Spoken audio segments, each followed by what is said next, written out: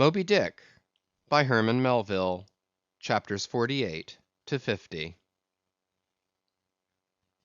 Chapter 48. The First Lowering. The phantoms, for so they seemed, were flitting on the other side of the deck, and with a noiseless celerity were casting loose the tackles and bands of the boat which swung there. This boat had always been deemed one of the spare boats, though technically called the captain's, on account of its hanging from the starboard quarter. The figure that now stood by its bows was tall and swart, with one white tooth evilly protruding from its steel-like lips. A rumpled Chinese jacket of black cotton funereally invested him, with wide black trousers of the same dark stuff. But strangely crowning this ebonness was a glistening white pleated turban, the living hair braided and coiled round and round upon his head. Less swart in aspect, the companions of this figure were of that vivid tiger yellow complexion peculiar to some of the aboriginal natives of the Manillas, a race notorious for a certain diabolism of subtlety, and by some honest white mariners supposed to be the paid spies and secret confidential agents on the water of the Devil, their lord, whose counting room they supposed to be elsewhere. While yet the wondering ship's company were gazing upon these strangers, Ahab cried out to the white turbaned old man at their head, "All ready there, Fedallah?" "Ready," was the half-hissed reply. "Lower away then, d'ye hear?" shouting across the deck. "Lower away there, I say." Such was the thunder of his voice, that spite of their amazement, the men sprang over the rail, the sheaves whirled around in the blocks, with a wallow the three boats dropped into the sea, while with a dexterous off-handed daring, unknown in any other vocation, the sailors, goat-like, leaped down the rolling ship's side into the tossed boats below. Hardly had they pulled out from under the ship's lee, when a fourth keel, coming from the windward side, pulled round under the stern, and showed the five strangers rowing Ahab, who, standing erect in the stern, loudly hailed Starbuck, Stubb, and Flask to spread themselves widely, so as to cover a large expanse of water. But with all their eyes again riveted upon the swart Fedallah and his crew, the inmates of the other boats obeyed not the command. "Captain Ahab," said Starbuck. "Spread yourselves," cried Ahab. "Give way, all four boats. Thou, Flask, pull out more to leeward." "Aye, aye, sir," cheerfully cried little King Post, sweeping round his great steering oar. "Lay back," addressing his crew. "There, there, there again!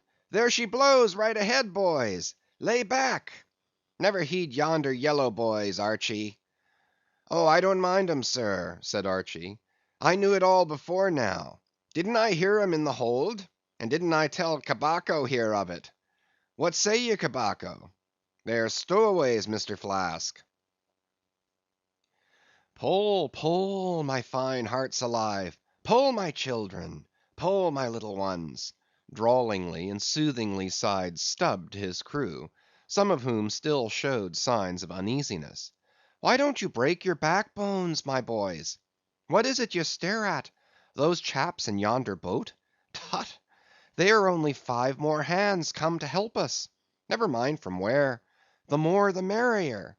Pull then, do pull. Never mind the brimstone. Devils are good fellows enough. So, so. There you are now. That's the stroke for £1,000. That's the stroke to sweep the stakes. Hurrah for the gold cup of sperm oil, my heroes! 3 cheers, men, all hearts alive! Easy, easy. Don't be in a hurry. Don't be in a hurry. Why don't you snap your oars, you rascals?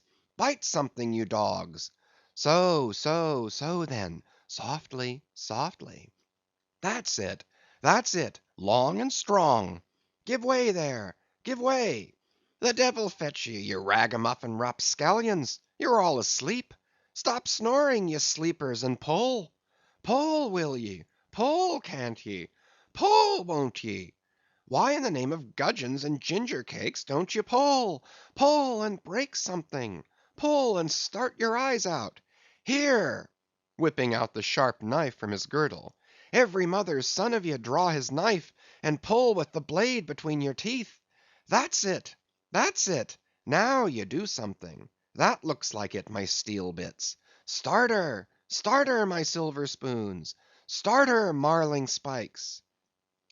Stubb's exordium to his crew is given here at large, because he had a rather peculiar way of talking to them in general, and especially in inculcating the religion of rowing. But you must not suppose from this specimen of his sermonizings that he ever flew into downright passions with his congregation. Not at all, and therein consisted his chief peculiarity. He would say the most terrific things to his crew, in a tone so strangely compounded of fun and fury, and the fury seemed so calculated merely as a spice to the fun, that no oarsman could hear such queer invocations without pulling for dear life, and yet pulling for the mere joke of the thing.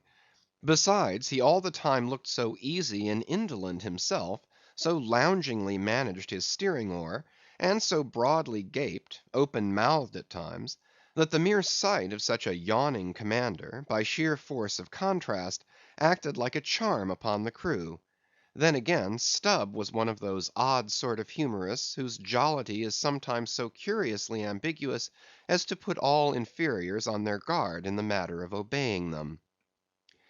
In obedience to a sign from Ahab, Starbuck was now pulling obliquely across Stubb's bow, and when for a minute or so the two boats were pretty near to each other, Stubb hailed the mate. "Mr. Starbuck, larboard boat there, ahoy!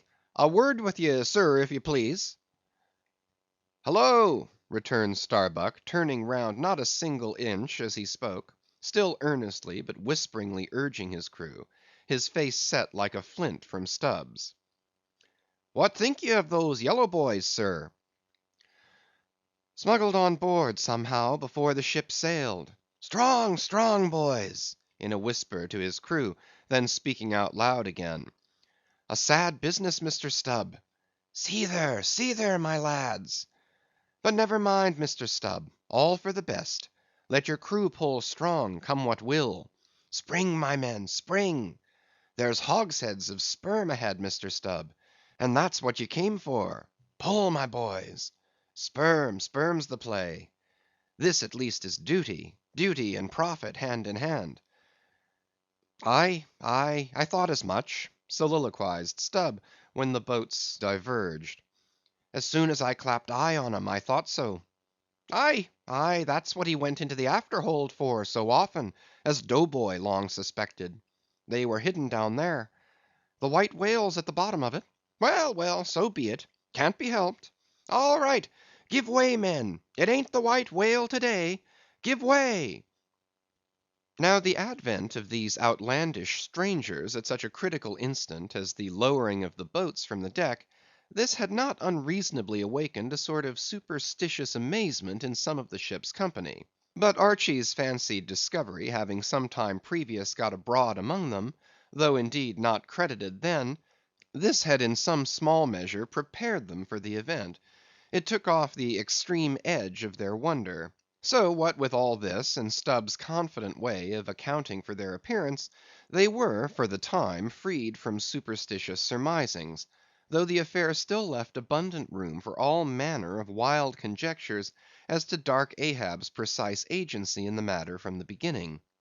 For me, I silently recalled the mysterious shadows I had seen creeping on board the Pequod during the dim Nantucket dawn, as well as the enigmatical hintings of the unaccountable Elijah. Meanwhile, Ahab, out of hearing of his officers, having sighted the furthest to windward, was still ranging ahead of the other boats, a circumstance bespeaking how potent a crew was pulling him. Those tiger yellow creatures of his seemed all steel and whalebone; like 5 trip hammers they rose and fell with regular strokes of strength, which periodically started the boat along the water like a horizontal burst boiler out of a Mississippi steamer. As for Fedallah, who was seen pulling the harpooneer oar, he had thrown aside his black jacket, and displayed his naked chest with the whole part of his body above the gunwale, clearly cut against the alternating depressions of the watery horizon; while at the other end of the boat Ahab, with one arm like a fencer's thrown half backward into the air, as if to counterbalance any tendency to trip, Ahab was seen steadily managing his steering oar, as in 1,000 boat lowerings ere the white whale had torn him. All at once the outstretched arm gave a peculiar motion, and then remained fixed, while the boat's 5 oars were seen simultaneously peaked. Boat and crew sat motionless on the sea. Instantly the 3 spread boats in the rear paused on their way. The whales had irregularly settled bodily down into the blue, thus giving no distantly discernible token of the movement, though from his closer vicinity Ahab had observed it. "Every man, look out along his oars!" cried Starbuck. "Thou, Queequeg, stand up!" Nimbly springing up on the triangular raised box in the bow, the savage stood erect there, and with intensely eager eyes gazed off towards the spot where the chase had last been descried. Likewise upon the extreme stern of the boat, where it was also triangularly platformed level with the gunwale, Starbuck himself was seen coolly and adroitly balancing himself to the jerking tossings of his chip of a craft, and silently eyeing the vast blue eye of the sea. Not very far distant Flask's boat was also lying breathlessly still, its commander recklessly standing upon the top of the loggerhead, a stout sort of post rooted in the keel, and rising some 2 feet above the level of the stern platform. It is used for catching turns with the whale line. Its top is not more spacious than the palm of a man's hand, and standing upon such a base as that, Flask seemed perched at the masthead of some ship which had sunk to all but her trucks. But little King Post was small and short, and at the same time little King Post was full of a large and tall ambition, so that this loggerhead standpoint of his did by no means satisfy King Post. "I can't see 3 seas off. Tip us up an oar there, and let me on to that." Upon this Daggoo, with either hand upon the gunwale to steady his way, swiftly slid aft, and then erecting himself, volunteered his lofty shoulders for a pedestal. "Good a masthead as any, sir. Will you mount?" "That I will, and thank you very much, my fine fellow; only I wish you 50 feet taller." Whereupon, planting his feet firmly against 2 opposite planks of the boat, the gigantic negro, stooping a little, presented his flat palm to Flask's foot, and then putting Flask's hand on his hearse plumed head, and bidding him spring as he himself should toss, with one dexterous fling landed the little man high and dry on his shoulders. And here was Flask now standing, Daggoo with one lifted arm furnishing him with a breast band to lean against and steady himself by. At any time it is a strange sight to the tyro to see with what wondrous habitude of unconscious skill the whaleman will maintain an erect posture in his boat, even when pitched about by the most riotously perverse and cross-running seas. Still more strange to see him giddily perched upon the loggerhead itself under such circumstances. But the sight of little Flask mounted upon gigantic Daggoo was yet more curious; for sustaining himself with a cool, indifferent, easy, unthought of, barbaric majesty, the noble negro to every roll of the sea harmoniously rolled his fine form. On his broad back, flaxen-haired Flask seemed a snowflake. The bearer looked nobler than the rider. Though truly vivacious, tumultuous, ostentatious little Flask would now and then stamp with impatience, but not one added heave did he thereby give to the negro's lordly chest. So have I seen passion and vanity stamping the living magnanimous earth, but the earth did not alter her tides and her seasons for that. Meanwhile Stubb, the third mate, betrayed no such far‐gazing solicitudes. The whales might have made one of their regular soundings, not a temporary dive from mere fright. And if that were the case, Stubb, as his wont in such cases it seems, was resolved to solace the languishing interval with his pipe. He withdrew it from his hat band, where he always wore it aslant like a feather. He loaded it, and rammed home the loading with his thumb end. But hardly had he ignited his match across the rough sandpaper of his hand, when Tashtego, his harpooneer, whose eyes had been setting to windward like two fixed stars, suddenly dropped like light from his erect attitude to his seat, crying out in a quick frenzy of hurry, "Down, down all, and give way! There they are!"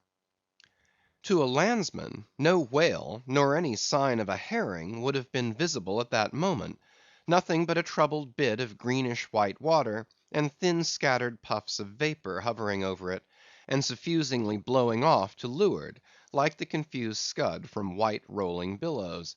The air around suddenly vibrated and tingled, as it were, like the air over intensely heated plates of iron. Beneath this atmospheric waving and curling, and partially beneath a thin layer of water also, the whales were swimming. Seen in advance of all the other indications, the puffs of vapor they spouted seemed their forerunning couriers and detached flying outriders. All four boats were now in keen pursuit of that one spot of troubled water and air. But it bade fair to outstrip them; it flew on and on, as a mass of interblending bubbles borne down a rapid stream from the hills. "Pull, pull, my good boys," said Starbuck in the lowest possible, but intensest concentrated whisper to his men, while the sharp fixed glance from his eyes darted straight ahead of the bow, almost seemed as two visible needles in two unerring binnacle compasses. He did not say much to his crew, though, nor did his crew say anything to him; only the silence of the boat was at intervals startlingly pierced by one of his peculiar whispers, now harsh with command, now soft with entreaty. How different the loud little king post! "Sing out and say something, me hearties! Roar and pull, my thunderbolts! Beach me on their black backs, boys! Only do that for me, and I'll sign over to you my Martha's Vineyard plantation, boys, including wife and children, boys. Lay me on! Lay me on! Oh, Lord, Lord, but I shall go stark, staring mad! See, see that white water!" And so shouting, he pulled his hat from his head, and stamped up and down on it; then picking it up, flirted it far off upon the sea, and finally fell to rearing and plunging in the boat's stern like a crazed colt from the prairie. "Look at that chap now," philosophically drawled Stubb, who with his unlighted short pipe, mechanically retained between his teeth at a short distance, followed after. "He's got fits, that Flask has. Fits? Yes, give him fits; that's the very word. Pitch fits into 'em. Merrily, merrily, hearts alive; pudding for supper, you know; merry's the word. Pull, babes; pull, sucklings; pull all. But what the devil are you hurrying about? Softly, softly, and steadily, my men; only pull and keep pulling; nothing more. Crack all your backbones, and bite your knives in two, that's all. Take it easy. Why don't you take it easy, I say, and burst all your livers and lungs?" But what it was that inscrutable Ahab said to that tiger yellow crew of his, these were words best omitted here; for you live under the blessed light of the evangelical land. Only the infidel sharks in the audacious seas may give ear to such words, when with tornado brow, and eyes of red murder, and foam glued lips, Ahab leaped after his prey. Meanwhile all the boats tore on. The repeated specific allusions of Flask to "that whale," as he called the fictitious monster which he declared to be incessantly tantalizing his boat's bow with its tail; these allusions of his were at times so vivid and lifelike, that they would cause some one or two of his men to snatch a fearful look over the shoulder. But this was against all rule, for the oarsmen must put out their eyes and ram a skewer through their necks; usage pronouncing that they must have no organs but ears, and no limbs but arms in these critical moments. It was a sight full of quick wonder and awe.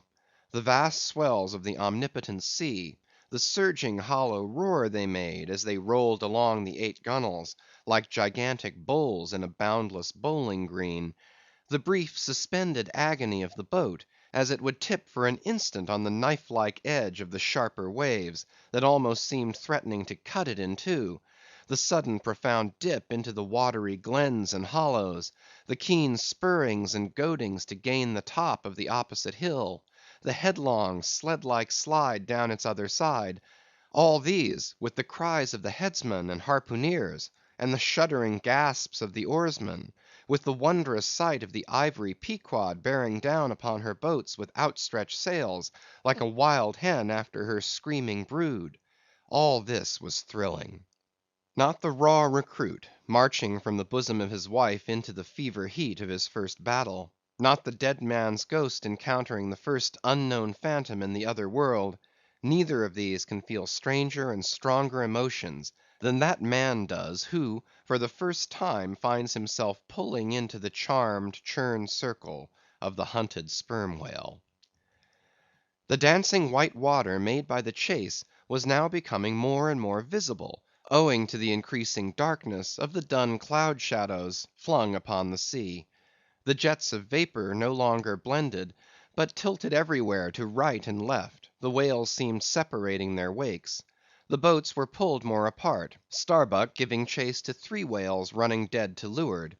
Our sail was now set, and with the still rising wind we rushed along; the boat going with such madness through the water, that the lee oars could scarcely be worked rapidly enough to escape being torn from the rowlocks. Soon we were running through a suffusing wide veil of mist, neither ship nor boat to be seen. "Give way, men," whispered Starbuck, drawing still further aft the sheet of his sail. "There is time to kill a fish yet before the squall comes. There's white water again. Close to! Spring!" Soon after, 2 cries in quick succession on each side of us denoted that the other boats had got fast; but hardly were they overheard, when with a lightning like, hurtling whisper, Starbuck said, "Stand up!" and Queequeg, harpoon in hand, sprang to his feet. Though not one of the oarsmen was then facing the life and death peril so close to them ahead, yet with their eyes on the intense countenance of the mate in the stern of the boat, they knew that the imminent instant had come. They heard, too, an enormous wallowing sound, as of 50 elephants stirring in their litter; meanwhile the boat was still booming through the mist, the waves curling and hissing around us like the erected crests of enraged serpents. "That's his hump! There! there! Give it to him!" whispered Starbuck. A short rushing sound leaped out of the boat. It was the darted iron of Queequeg. Then, all in one welded commotion, came an invisible push from astern, while forward the boat seemed striking on a ledge; the sail collapsed and exploded; a gush of scalding vapor shot up near by; something rolled and tumbled like an earthquake beneath us. The whole crew were half suffocated as they were tossed, helter skelter, into the white curdling cream of the squall. Squall, whale, and harpoon had all blended together; and the whale, merely grazed by the iron, escaped. Though completely swamped, the boat was nearly unharmed.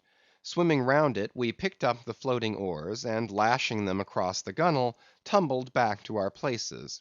There we sat up to our knees in the sea, the water covering every rib and plank, so that to our downward gazing eyes the suspended craft seemed a coral boat grown up to us from the bottom of the ocean.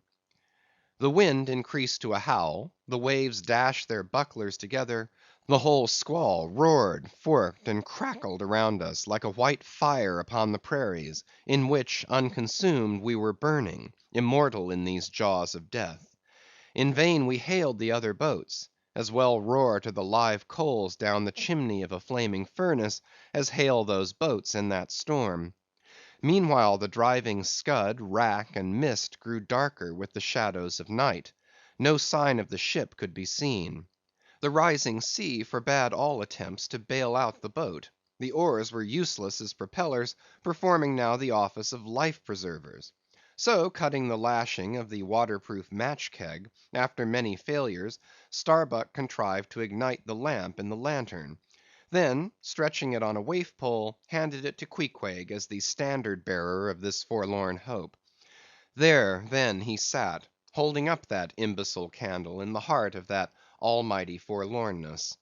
There, then, he sat, the sign and symbol of a man without faith, hopelessly holding up hope in the midst of despair. Wet, drenched through, and shivering cold, despairing of ship or boat, We lifted our eyes as the dawn came on. The mist still spread over the sea; the empty lantern lay crushed in the bottom of the boat. Suddenly Queequeg started to his feet, hollowing his hand to his ear. We all heard a faint creaking, as of ropes and yards hitherto muffled by the storm. The sound came nearer and nearer; the thick mists were dimly parted by a huge, vague form. Affrighted, we all sprang into the sea, as the ship at last loomed into view, bearing right down upon us, within a distance not much more than its length. Floating on the waves, we saw the abandoned boat. As for one instant it tossed and gaped beneath the ship's bows, like a chip at the base of a cataract. And then the vast hull rolled over it, and it was seen no more till it came up weltering astern. Again we swam for it, were dashed against it by the seas, and were at last taken up and safely landed on board. Ere the squall came close to, the other boats had cut loose from their fish, and returned to the ship in good time. The ship had given us up, but was still cruising, if haply it might light upon some token of our perishing, an oar or a lance pole. CHAPTER 49. The Hyena. There are certain queer times and occasions in this strange mixed affair we call life, when a man takes this whole universe for a vast practical joke, though the wit thereof he but dimly discerns, and more than suspects that the joke is at nobody's expense but his own. However, nothing dispirits and nothing seems worth while disputing. He bolts down all events, all creeds and beliefs and persuasions, all hard things visible and invisible, never mind how knobby; as an ostrich of potent digestion gobbles down bullets and gun flints.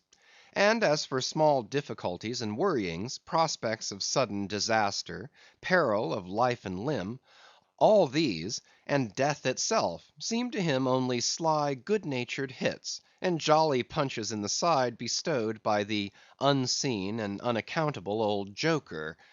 That odd sort of wayward mood I am speaking of comes over a man only in some time of extreme tribulation. It comes in the very midst of his earnestness, so that what just before might have seemed to him a thing most momentous, now seems but a part of the general joke. There is nothing like the perils of whaling to breed this free and easy sort of genial desperado philosophy; and with it I now regarded this whole voyage of the Pequod, and the great white whale its object. "Queequeg," said I, when they had dragged me, the last man, to the deck, and I was still shaking myself in my jacket to fling off the water; "Queequeg, my fine friend, does this sort of thing often happen?" Without much emotion, though soaked through just like me, he gave me to understand that such things did often happen. "Mr. Stubb," said I, turning to that worthy, who buttoned up in his oil jacket, was now calmly smoking his pipe in the rain; "Mr. Stubb, I think I have heard you say, that of all whalemen you ever met, our chief mate, Mr. Starbuck, is by far the most careful and prudent. I suppose, then, that going plump on a flying whale, with your sail set in a foggy squall, is the height of a whaleman's discretion." "Certain. I've lowered for whales from a leaking ship, in a gale off Cape Horn." "Mr. Flask," said I, turning to little King Post, who was standing close by, "you are experienced in these things, and I am not. Will you tell me whether it is an unalterable law in this fishery, Mr. Flask, for an oarsman to break his own back, pulling himself back foremost into death's jaws?" "Can't you twist that smaller?" said Flask. "Yes, that's the law. I should like to see a boat's crew backing water up to a whale face foremost. Ha, ha! The whale would give them squint for squint, mind that." Here, then, from three impartial witnesses, I had a deliberate statement of the entire case. Considering, therefore, that squalls and capsizings in the water, and consequent bivouacs on the deep, were matters of common occurrence in this kind of life; considering that at the superlatively critical instant of going on to the whale, I must resign my life into the hands of him who steered the boat, oftentimes a fellow who, at that very moment, is in his impetuousness upon the point of scuttling the craft with his own frantic stampings; considering that the particular disaster to our own particular boat was chiefly to be imputed to Starbuck's driving on to his whale almost in the teeth of a squall, and considering that Starbuck, notwithstanding, was famous for his great heedfulness in the fishery; considering that I belonged to this uncommonly prudent Starbuck's boat; and finally considering in what a devil's chase I was implicated, touching the white whale; taking all things together, I say, I thought I might as well go below and make a rough draft of my will. Queequeg, said I, come along. You shall be my lawyer, executor, and legatee. It may seem strange that of all men, sailors should be tinkering at their last wills and testaments; but there are no people in the world more fond of that diversion.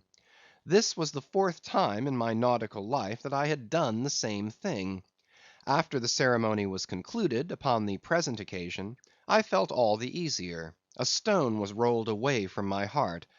Besides, all the days I should now live would be as good as the days that Lazarus lived after his resurrection; a supplementary clean gain of so many months or weeks, as the case might be. I survived myself; my death and burial were locked up in my chest. I looked round me tranquilly and contentedly, like a quiet ghost with a clean conscience sitting inside the bars of a snug family vault. Now then, thought I, unconsciously rolling up the sleeves of my frock, here goes for a cool, collected dive at death and destruction, and the devil fetch the hindmost. CHAPTER 50. Ahab's Boat and Crew. Fedallah. "Who would have thought it, Flask?" cried Stubb. "If I had but one leg, you would not catch me in a boat, unless maybe to stop the plug hole with my timber toe. Ha! He's a wonderful old man." "I don't think it so strange, after all, on that account," said Flask. "If his leg were off at the hip, now, it would be a different thing; that would disable him; but he has one knee, and a good part of the other left, you know." "I don't know that, my little man. I never yet saw him kneel." Among whale‐wise people it has often been argued whether, considering the paramount importance of his life to the success of the voyage, it is right for a whaling captain to jeopardize that life in the active perils of the chase. So Tamerlane's soldiers often argued with tears in their eyes, whether that invaluable life of his ought to be carried into the thickest of the fight. But with Ahab the question assumed a modified aspect. Considering that with 2 legs man is but a hobbling wight in all times of danger; considering that the pursuit of whales is always under great and extraordinary difficulties; that every individual moment, indeed, then comprises a peril; under these circumstances, is it wise for any maimed man to enter a whale boat in the hunt? As a general thing, the joint owners of the Pequod must plainly have thought not. Ahab well knew that although his friends at home would think little of his entering a boat in certain comparatively harmless vicissitudes of the chase, for the sake of being near the scene of action and giving his orders in person; yet for Captain Ahab to have a boat actually apportioned to him as a regular headsman in the hunt; above all, for Captain Ahab to be supplied with 5 extra men, as that same boat's crew; he well knew that such generous conceits never entered the heads of the owners of the Pequod. Therefore, he had not solicited a boat's crew from them, nor had he in any way hinted his desires on that head. Nevertheless, he had taken private measures of his own touching all that matter. Until Archy's published discovery, the sailors had little foreseen it; though to be sure when, after being a little while out of port, all hands had concluded the customary business of fitting the whale boats for service; when some time after this Ahab was now and then found bestirring himself in the matter of making thole pins with his own hands for what was thought to be one of the spare boats, and even solicitously cutting the small wooden skewers, which, when the line is running out, are pinned over the groove in the bow; when all this was observed in him, and particularly his solicitude in having an extra coat of sheathing in the bottom of the boat, as if to make it better withstand the pointed pressure of his ivory limb; and also the anxiety he evinced in exactly shaping the thigh board, or clumsy cleat as it is sometimes called, the horizontal piece in the boat's bow for bracing the knee against in darting or stabbing at the whale; when it was observed how often he stood up in that boat, with his solitary knee fixed in the semicircular depression in the cleat, and with the carpenter's chisel gouged out a little here, and straightened it a little there; all these things, I say, had awakened much interest and curiosity at the time. But almost everybody supposed that this particular preparative heedfulness in Ahab must only be with a view to the ultimate chase of Moby-Dick, for he had already revealed his intention to hunt that mortal monster in person. But such a supposition did by no means involve the remotest suspicion as to any boat's crew being assigned to that boat. Now, with the subordinate phantoms, what wonder remained soon waned away; for in a whaler wonders soon wane.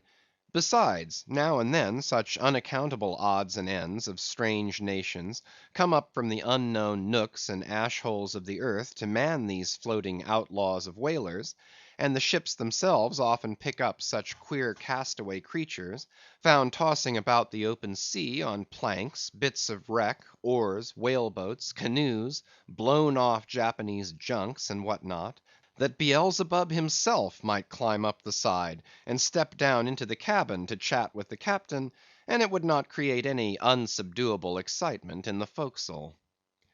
But be all this as it may, certain it is, that while the subordinate phantoms soon found their place among the crew, though still, as it were, somehow distinct from them, yet that hair‐turbaned Fedallah remained a muffled mystery to the last. Whence he came in a mannerly world like this, by what sort of unaccountable tie he soon evinced himself to be linked with Ahab's peculiar fortunes; nay, so far as to have some sort of half‐hinted influence, Heaven knows; but it might have been even authority over him; all this none knew. But one cannot sustain an indifferent air concerning Fedallah.